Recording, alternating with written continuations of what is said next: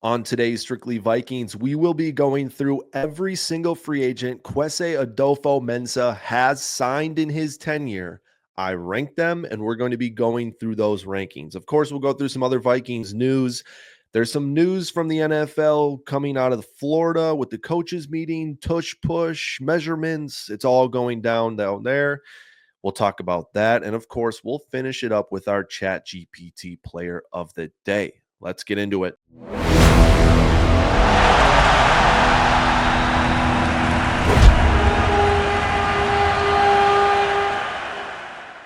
Today is Wednesday, April 2nd, and the NFL is changing the way they measure a first down. First of all, I can't believe it's already April. That doesn't make sense. Time is flying. I had this thought the other day.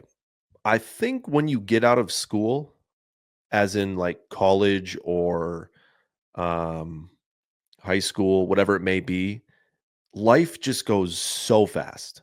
Working so fast. The days go by slow, but my God, the years go by forever. I graduated college in 2022, almost 3 years ago now.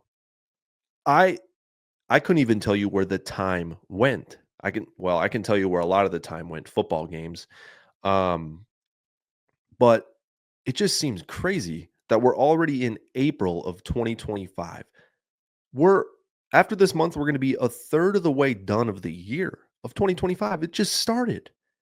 And I'm sitting here in Minnesota looking outside and it's still freaking raining slash snowing. I I need the warm weather. I need all of it. I just need summer to be here. This is one of the first times in my life where I've actually been begging for summer for the last couple weeks because it's just been teasing me. You're teasing me, like Drake said. You know what I mean? Or I don't even know if Drake said it. Anyway. But yes, the NFL is changing the way they measure first downs. Let's get back on topic here, Leighton. Um, the method of measuring first downs in the NFL will switch from chain gangs to camera based technology in 2025, the league announced. The traditional chain crew will remain on the sidelines in a secondary capacity. My two thoughts on this. One, this sucks because I like the chain gang. I like when the chain gang comes out, measures, kind of a momentum play for the offense or defense, giving that first down sign either one way or the next. I love that.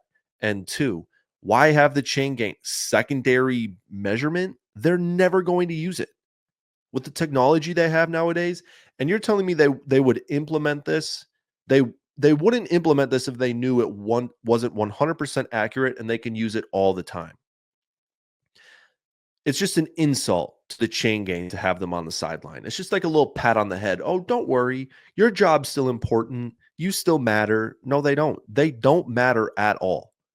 It You're never going to use a chain gain if you have a chip in the ball or camera or whatever it is to determine if it's a first down. You're never going to use chains that they've been using since the start of football.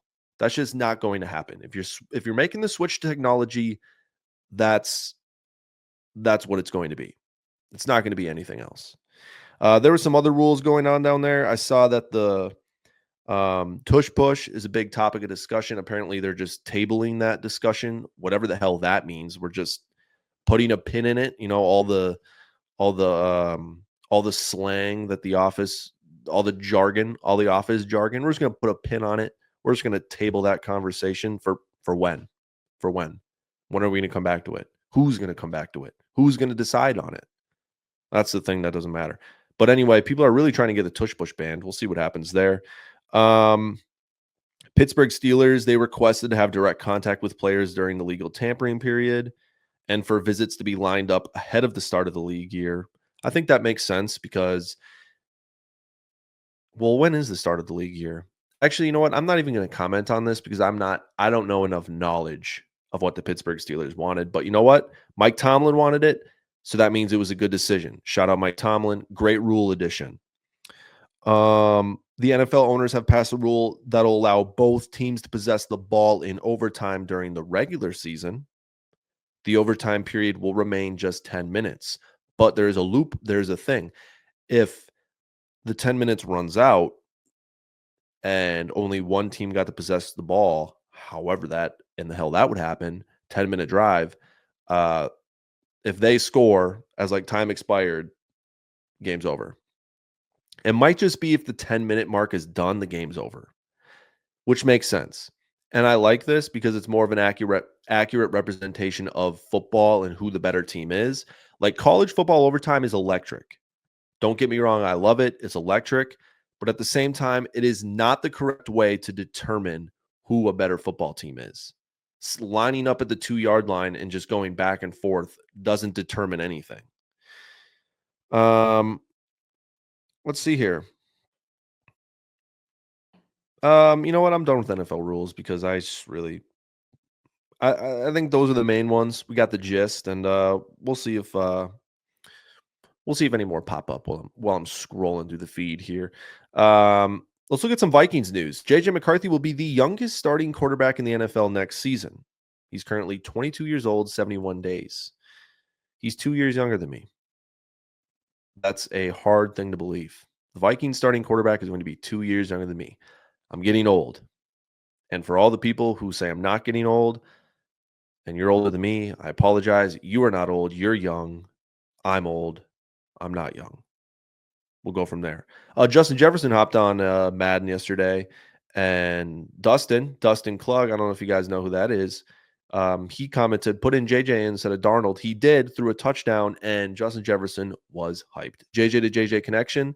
It's going to be electric. If it's electric on Madden, it's going to be in real life because Madden is real life. Let's just go there. Co-owner Mark Wolf says conversations are ongoing with Kwesi's agent and the team on an extension. He wants to keep the top brass together. Makes sense. Let's get Kwesi extended. He had another free agency. We're going to take a look at his free agents here in a little bit too. We got 23 days until the NFL draft. That's hype. I'm going to get back into the draft stuff maybe next week. I've just been super slammed. I've been traveling to Dallas. I've had family stuff the last weekend. I'm in Dallas the next 2 weekends now. It's been a lot. But you know what? I wouldn't rather be doing anything in my life, so we push through. We push through. But 23 days till the draft. It's exciting. It's exciting. That is actually, you know what? I'm pumped for April. I'm pumped for April. Draft is going to be awesome. What other news do we have here? Honestly, there's not a lot of Vikings news. Vikings are taking some top 30 visits on April 7th and 8th. Derek Harmon, Zion Childress, Jacob Bayer, Brashard Smith, Ja'Cory Brockett Merritt. Any of those names ring a bell to you? Then we're going to take some top 30 visits for the Vikings. Honestly, not a lot of Vikings news going on here. We signed our free agents. There was an Asante Samuel rumor going around of some things that happened at a nightclub. Do I believe it? I don't know. Great content, though. Purple Daily reported it. Great stuff. And I mean, the story kind of checks out with like the comp picks. It was basically saying that a girl went up to a dude with a Vikings hat on and said, "Oh, do you play for the Vikings?" And he said, "Well, technically not yet. But in a couple weeks, I will officially play for the Vikings." And then she asked him his name, and he said Asante Samuel Jr., one of the best corners available in the NFL or in the NFL right now. The two flaws with this story. One, why are you wearing a Vikings hat at a club in Miami? Two, why? Wait, what was my second one? Oh, yeah. Two, NFL players don't like wear team apparel out. I feel like they're wearing like designer stuff. Why are you wearing a Vikings hat to a club? Doesn't really make any sense to me, like at all. Anyway, news around the NFL. We kind of went over the rules, and honestly, there really wasn't that much groundbreaking stuff in the last week here. Calais Campbell signed with the Dolphins again, or sorry, deal to return to the Arizona Cardinals. 1-year deal to return to the Arizona Cardinals. A lot of rules stuff. Frank Wright hired as the Stanford head coach. Stanford got rid of their head coach, so Frank Wright's the interim head coach. Don't know if you guys know that. Oh, let's talk about March Madness. All number one seeds. I'm just kind of rambling here. Like I said, I'm tired. It's just a rambling episode. And if you guys can't get behind it, then let me know. Let me know in the comments if you can't get behind it. DM me if you really can't stand the rambling episodes. March Madness, all number one seeds. That's pretty ridiculous. Who am I rooting for? Probably Duke. I think Duke is the most likable team. Cooper Flag, they got the young guys. The most interesting matchup in the championship would be Duke Auburn. Auburn's all of their players are like north of 23 years old, and 3 of Duke's starters are freshmen and the other 2 are like sophomores. So it'd be really interesting to see grown men versus boys out on the basketball court to see who could win. I think Duke is the better team, but that grown man strength can go a long ways against those youngins out there. God, the fact that Cooper Flag is 18. I'm 6 years older than that dude. That just doesn't seem right. It's a lot of age going on for me right now. It doesn't seem right though. My pick is Duke. The tournament's just been meh. It's just been a big old meh this year. You can talk about the NIL, how it ruined it, all that sort of stuff, but it just kind of stinks. No madness. Like a couple of good games here and there. There's a lot of pressure on these final 4 games, I'll tell you that much. All right. Let's get into what you guys came here for. Let's get into Kwesi Adolfo-Mensah's free agents here.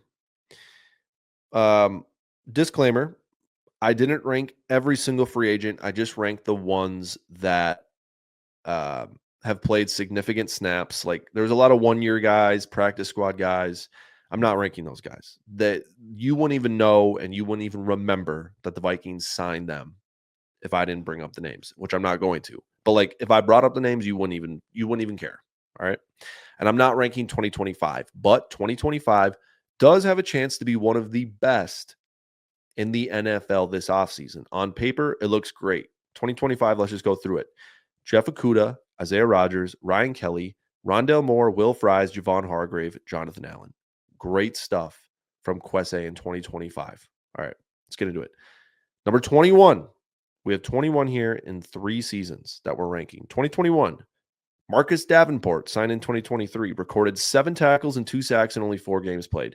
He could probably be above ahead of these guys, but I just have a problem with Marcus Davenport. I do not like that guy. Therefore, he is last.